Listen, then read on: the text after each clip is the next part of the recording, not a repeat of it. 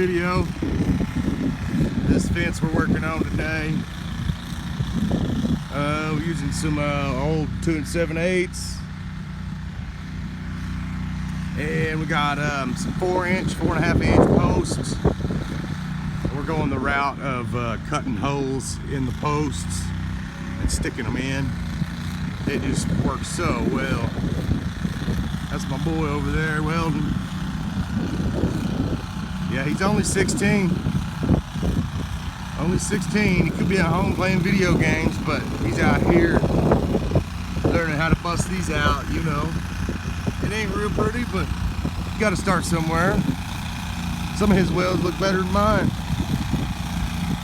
But anyways, I wanted to show you guys what's real important on this. There's our new rig. Finally got rid of that trailer.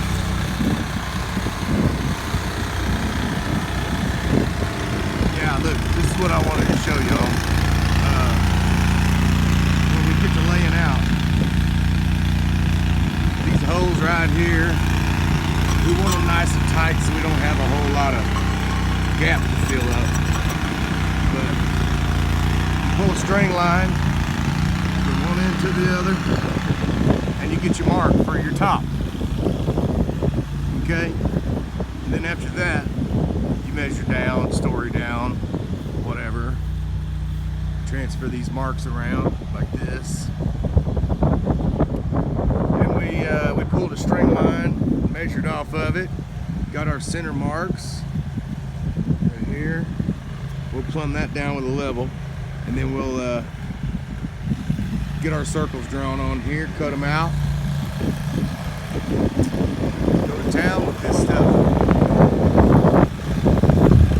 Yeah, we're gonna do us a rig tour soon, but we just been real busy doing this pipe fence. We got all that way to go right there, all the way down there. Then the other side, it comes back to the woods and all the way down through the driveway. It's gonna look nice when we're done, for sure. Gonna look nice.